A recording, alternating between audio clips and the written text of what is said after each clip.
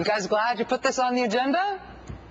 Joining us now is Congressman Jim McDermott, Democrat of Washington State. He is also a doctor. He just had the distinct honor of being published in the New England Journal of Medicine. Dr. McDermott, thank you very much for your time tonight. It's good to be here. Does your sense of it accord with the polls, that the longer this repeal health reform debate goes on, the more people learn about health reform and the more they like it? It's always been my belief that as the bill came into existence and was really implemented, people would be more and more for it. It's like building a house. If you tell somebody you're going to build a house, they can't believe it until they see it. But now it's been built and people are beginning to move into it. They see that they no longer have pre-existing exclusions and they can have care for their kids and all this sort of thing.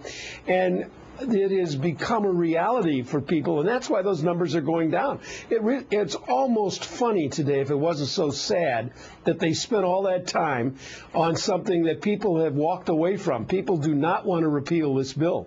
As a congressman, your experience of how this is being lobbied and how this is being argued over in Washington, how strong and active is the repeal health reform lobby? Are you getting bombarded with calls from the insurance industry and big business and pharmaceutical companies lobbying to repeal this in a way we saw a lot of lobbying when it first passed? I haven't heard a single thing on the telephone. We've had a few emails, sporadic from around the country, but generally we have heard absolutely no one calling for the repeal of this bill. They simply lost it totally today.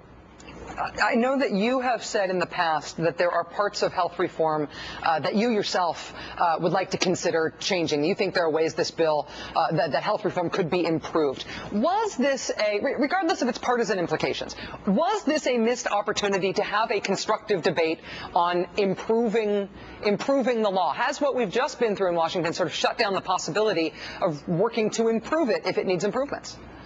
I hope not. I hope that we can go back to our committees and now take a look at the law and look at those pieces that we don't think will work just right and make some improvements in it. There has never been a bill passed in the Congress in history that has not been amended in the next year or two or three. You never right at the beginning. So there's plenty of things that we can adjust and make it much better. We can control the cost much better. We can talk about how we provide more primary care physicians. There's a lot of things in this bill that can be improved, and I hope that the Republicans are willing to sit down and sort of forget about what they did today and get serious about what's good for the American people. Dr. McDermott, let me ask you about one substantive element of health reform on which you have particular expertise. I know you are a child psychiatrist. Mental health issues in particular are getting a lot of attention in this country all of a sudden because of the horrible incident that happened in Tucson. What would the repeal of health reform do to mental health issues in this country? Nancy Pelosi raised that issue with me yesterday when I did an extended interview with her about it, and I was looking forward to getting your perspective on this, given your expertise in the subject. Well, one of the things, Rachel, that you have to remember is this young man in Tucson was 22 years old. He could be covered by his parents' health insurance from this day forward.